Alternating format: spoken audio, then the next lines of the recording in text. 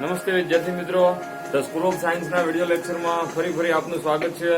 છેલ્લે આપણે બહુપદી ચેપ્ટરમાં જ જોતા જયા 2.4 સ્વાધ્યાય પૂરો કર્યો અને આજે 2.5 સ્વાધ્યાયમાં આગળ જવું છે. એ પહેલા કેટલાક નિત્યસમોની વાત કરવી છે. તમે નિત્યસમ શબ્દ ભણીને આવ્યા છો, સાંભળીને આવ્યા છો. પહેલા નિત્યસમ શું છે એ આપણે સમજીએ.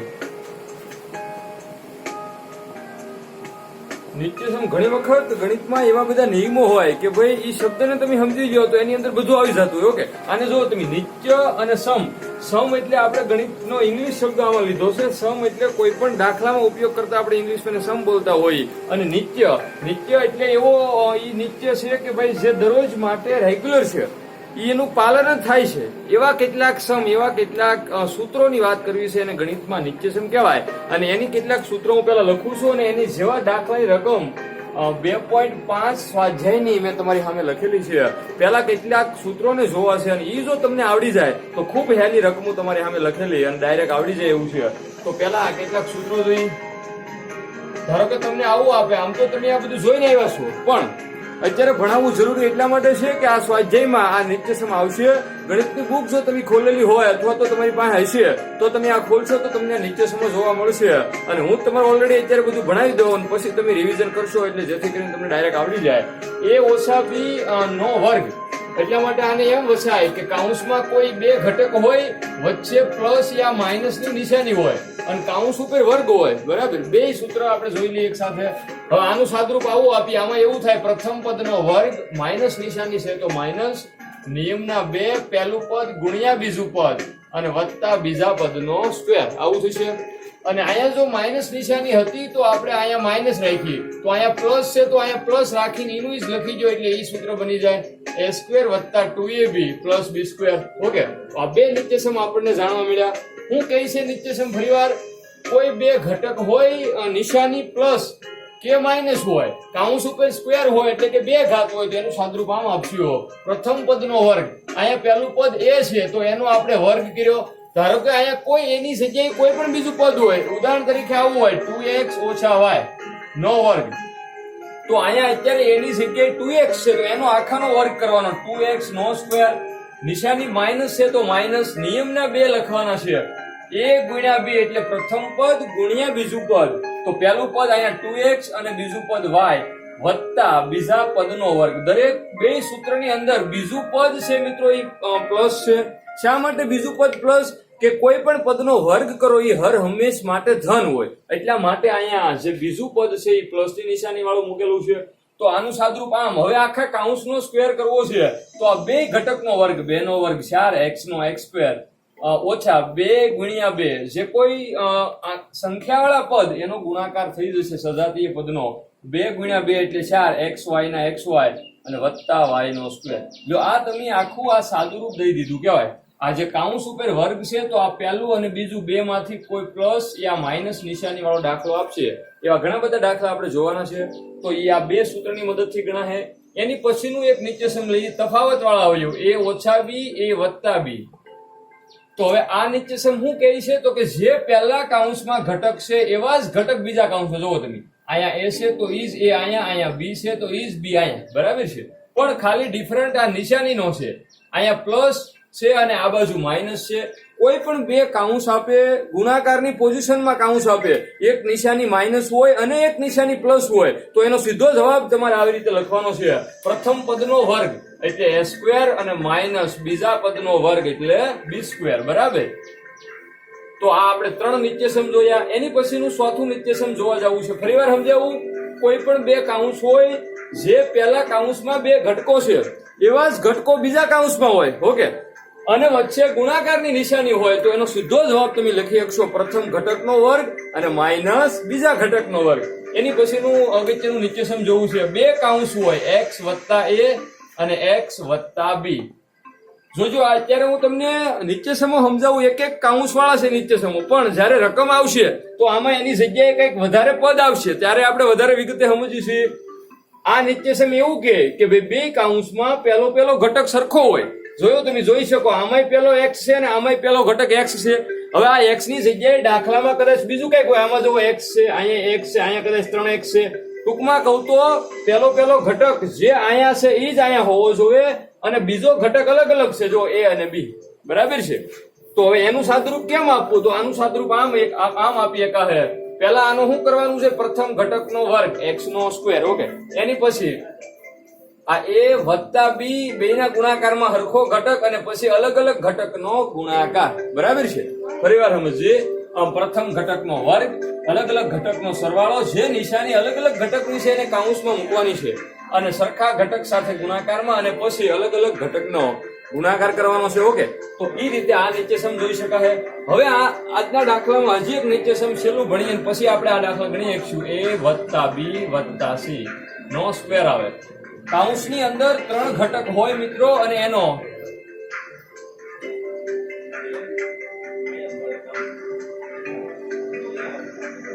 ત્રણ ઘટક હોય કાઉન્સમાં, એક પહેલો, બીજો અને ત્રીજો, અને એની ઉપર વર્ગ હોય. એનું સાદરૂપ કેમ આપવું એની વાત કરીએ.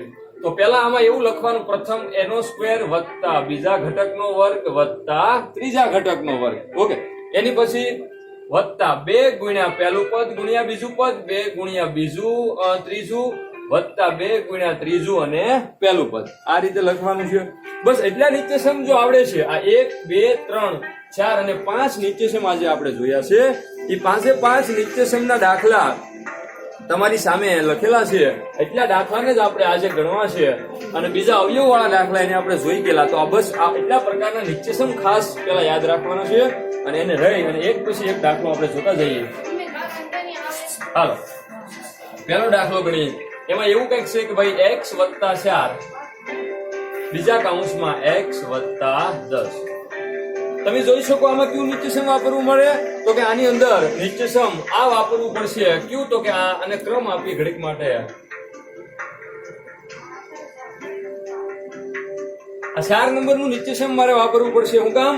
તો કે આમાં પહેલો ઘટક સરખો અને બીજો અલગ અલગ. તો આ ચોથા નંબરનું નિત્યસમ વાપરીએ. જો એમાં હું કીધું, પહેલા સરખા ઘટકનો સ્ક્વેર તો x² વત્તા અલગ અલગ ઘટકનો સરવાળો કહેતા જે નિશાનીની પોઝિશનમાં રહેલા છે અલગ અલગ ઘટકો, તો એને ઈ પોઝિશનમાં કાઉન્સમાં લખવા છે અને સરખો ઘટક છે એને ગુણાકારમાં લખીએ ગુણ્યા x અને વત્તા અલગ અલગ ઘટકનો ગુણાકાર, ઓકે. તો આ x² 10 ને 4 14x અને વત્તા 10 ગુણ્યા 4 એટલે 4 લ્યો. તમે આ જવાબ લખી દીધો, ઓકે. ખબર પડે છે? ખાલી નિત્યસમ યાદ છે તો ખૂબ સારી રીતે કોઈ પણ દાખલો ગણી શકાશે. આપણને ખબર હોવી જોઈએ કે ભાઈ જ્યાં જરૂર મુજબનું નિત્યસમ વાપરવું છે. ખબર કેમ પડે? તો કે બસ આજે આપણે 5 નિત્યસમ જોયા છે. એ 5 નિત્યસમ ના જ દાખલા આજે આપણે જોવા છે. ફરી આગળ મળશું ત્યારે બાકીના નિત્યસમો જોઈશું, ઓકે. પણ પહેલા આને લઈને બધા દાખલા પૂરા કરીએ. એની પછીનો દાખલો સેમ એવો છે. જો એક જ સ્ટેપમાં ગણાય જાય, પણ ક્યારે? તો કે મને નિત્યસમ આવડે તો ગણાય, નકર નહીં ગણાય. હાલો, આમાં પણ જો સરખા ઘટકનો ગુણાકાર, પહેલા x², ઓકે, વત્તા અલગ અલગ ઘટકનો સરવાળો 8 - 10 ગુણાકારમાં હરખો ઘટક અને અલગ અલગ ઘટકનો ગુણાકાર. ગુણાકારમાં પદ મુકતી વખતે બરાબરનું યાદ રાખજો, નિશાનીને સાથે રાખજો, બરાબર, ઓકે. તો જો આમાં પ્રથમ સરખા ઘટકનો સ્ક્વેર કર્યો, અલગ અલગ ઘટકનો સરવાળાની પોઝિશન, પણ નિશાની 10 ની માઇનસ છે તો માઇનસ રાખી, વત્તા 8 પ્લસ અને 10 માઇનસ, તો એને એ રીતે લખ્યા, ઓકે. x² 8 માંથી 10 નો જાય તો વધે -2, તો અહીંયા લખવું પડે -2x અને 10 × 80 વત્તે ઓછે ઓછા. જો આ તમે જવાબ લખી દીધો, ઓકે. એની પછી ત્રીજો દાખલો પણ એની જેવો છે. જો હાલો, 3x વત્તા 4 એની પછી 3x માઇનસ ઓફ 5. હાલો, આમાં પણ જો સરખા ઘટકનો વર્ગ. અહીંયા મિત્રો સરખો ઘટક એક હતો. જો x તો x, x તો x. અહીંયા 3x સાથે 3x છે તો મારે કોનો સ્ક્વેર કરવો પડે? આખા 3x નો સ્ક્વેર કરવો પડશે. તો જો 3x નો હોલ સ્ક્વેર વત્તા અલગ અલગ ઘટકના સરવાળાની પોઝિશન નિશાની સાથે 4 - 5 સરખો ઘટક ગુણાકારમાં અને વત્તા અલગ અલગ ઘટકનો ગુણાકાર 4 - 5. 3x નો વર્ગ શું થાય? તો કે 9x². 4 માંથી 5 જાય તો -1 એટલે માઇનસ ખાલી લખો અને 3x છે તો અહીંયા -3x. 5 × 20 પણ -20. લ્યો, આ તમે જવાબ લખી દીધો. ખ્યાલ આવે છે? એની પછીનો દાખલો એટલે 5મો દાખલો જોઈએ. ચોથો દાખલો સોરી વાય સ્ક્વેર વત્તા 3/2 બીજા કૌંસમાં Y square minus of 3/2. Okay, હવે આમાં શું થઈ છે? આમાં જુઓ તો આમાં નિત્યસમ ક્યુ વાપરવું. પહેલા તો તમારે એ રીતે દાખલાને જોવાનો છે કે આની અંદર મારે નિત્યસમ ક્યુ સેટ કરવું. બરાબર? આમાં તો તમે બે કાઉન્સ છે, બેયના ઘટકો જે પહેલા કાઉન્સના ઘટકો છે, અહીંયા વાય સ્ક્વેર તો અહીંયા વાય સ્ક્વેર, અહીંયા 3/2 તો અહીંયા પણ 3/2. ઓકે, તો બંને વસ્તુ સરખી છે. તો હવે આમાં હું કામ કરું તો કે આમાં આ નિત્યસમ જોવું પડશે 3 નંબરનું કે ભાઈ a ઓછા b. તો આમાં પહેલું માઇનસ વાળું ઘટક અને પ્લસ વાળો ઘટક આ ગુણાકારની પોઝિશનમાં આગળ પાછળ લખો તો બી સાચું છે. તો આમાં આનો જવાબ શું આવશે તો કે પ્રથમ ઘટકનો વર્ગ માઇનસ બીજા ઘટકનો વર્ગ. તો બસ આમાં a વત્તા b ઓછા b નિત્યસમ લખો. ઘડીક નીચે ન સમજાય જો a વત્તા b a ઓછા b. a એટલે y સ્ક્વેર, અહીંયા y સ્ક્વેર, 3/2 b એટલે 3/2 b એટલે આનો જવાબ આવે ને a square minus b square. તો a એટલે આમાં શું છે તો કે y સ્ક્વેર, તો y સ્ક્વેર નો સ્ક્વેર અને માઇનસ 3/2 નો સ્ક્વેર. આનું થોડું સાદુરૂપ આપો એટલે પૂરું થાય.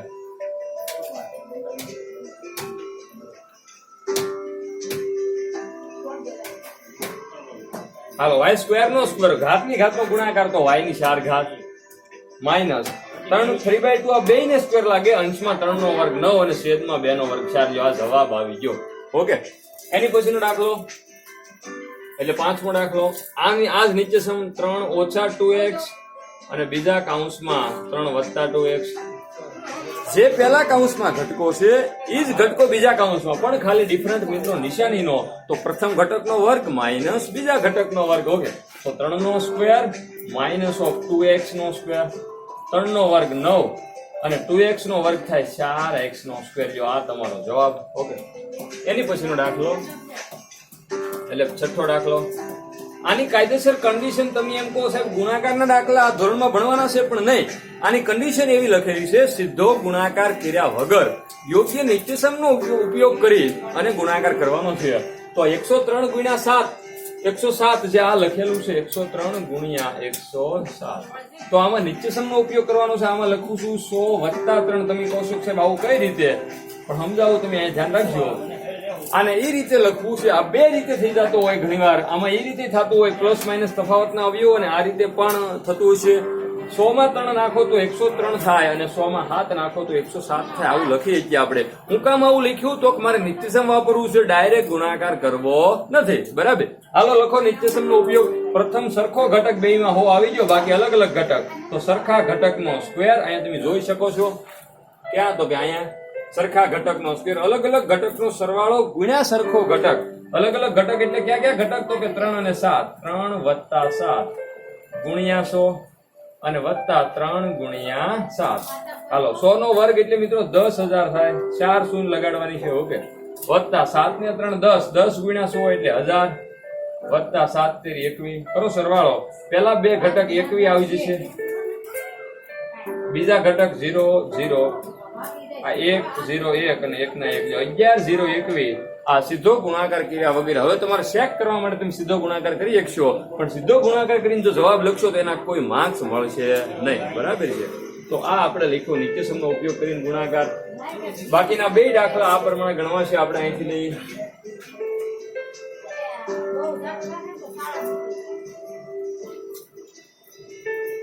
આમાં શું છે તો કે 95 ગુણ્યા 96.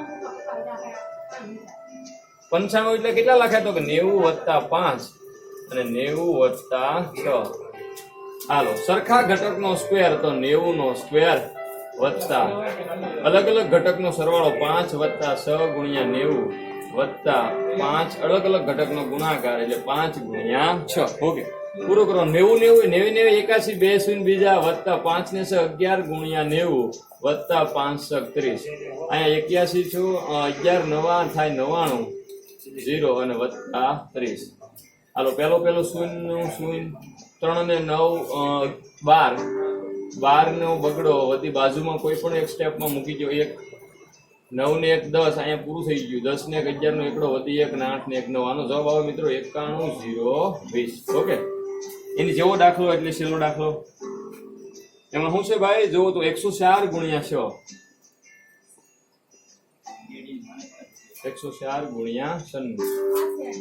તમે એમાં જોઈ શકો 100 માં 4 ઉમેરો તો મિત્રો 104 આવે અને 100 માંથી 4 બાદ કરો તો 96 આવશે. ઓકે, હાલો તો લખીએ આપણે 100 + 4 અને 100 - 4. સીધો તફાવત ના આવ્યો. પ્રથમ ઘટકનો સ્ક્વેર માઇનસ બીજા ઘટકનો સ્ક્વેર. 100 નો વર્ગ એટલે 10,000 થશે. માઇનસ 100 કે 100. હાલો 10,000 માંથી 16 બાદ કરો તો અહીંયા થઈ જાય 0, અહીંયા 9, અહીંયા 9, અહીંયા 9 અને 10. 10 માંથી 4 જાય તો 6, 9 માંથી 1 જાય તો 8, બાકી 9 9. બાદબાકી છે મિત્રો સાદી. ઓકે, એની પછીના 1 2 3 4 ને 5 દાખલા છે. ઓકે, એ 5 માંથી કોઈ પણ હું 2 ગણાવું છું, બાકી તમારે ગણવાનું.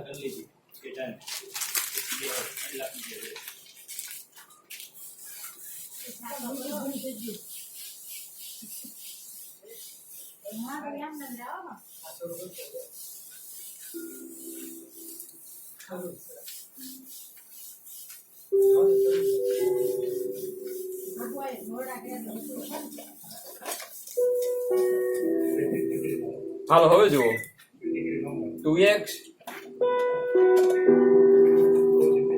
માઇનસ ઓફ 2x વત્તા 3y વત્તા 2z નો સ્ક્વેર. આમાં કેવું નીચે સમ વાપરવાનું છે? 3 ઘટક વાળો a b c નો સ્ક્વેર. ઓકે, એ પ્રમાણે આપણે લખીએ આમાં. તો પ્રથમ પહેલા બધા ઘટક નો સ્ક્વેર કરવાનો, 3y નો સ્ક્વેર અને 2z નો સ્ક્વેર વત્તા 2 ગુણ્યા, જો તમે આ પ્રથમ ઘટક 3 a હોય તો a નો સ્ક્વેર, 2x તો 2x નો સ્ક્વેર. ઓકે, 3y તો 3y નો સ્ક્વેર. રીતે ત્રણેય ઘટકનો પહેલા શું કરવાનું છે? સ્ક્વેર. એની પછી 2 ગુણ્યા પહેલું બીજું તો 2 ગુણ્યા માઇનસ ઓફ 2x ગુણ્યા 3y વત્તા 2 ગુણ્યા બીજું ત્રીજું 3y ગુણ્યા 2z વત્તા 2 ગુણ્યા ત્રીજું પહેલું 2z માઇનસ ઓફ 2x. હાલો 2x નો સ્ક્વેર માઇનસ માઇનસ સ્ક્વેર થઈ જાય plus 4x square 9y square અહીંયા થશે 4z સ્ક્વેર. હવે જોજો અહીંયા 2 × 4 = 12. એક નિશાની માઇનસ આવે એટલે ટોટલ જવાબ થઈ જાય મિત્રો માઇનસ ઓફ 12xy 3 × 6 = 12 વત્તા 12yz 2 × 4 = 8 માઇનસ 8zx. ઓકે, આ આપણે પહેલાનો જવાબ લખ્યો. બાકીનું 1 2 દાખલા છે તમારા હોમવર્કમાં ગણવાનો છે અને ફરી મળી ત્યારે અવયવથી પાછા આપણે આગળ જઈશું. ઓકે, બસ આટલું અહીંયા સુધી રાખ્યું છે. તમને વિડીયો કદાચ સારી રીતે આખો જોવાનો છે અને જોઈ અને આ જે હોમવર્ક વાળા દાખલા 3 છે એ ગણવાના છે અને બીજા કેટલાક હોમવર્કના દાખલા હું તમને યાદી કરું છું.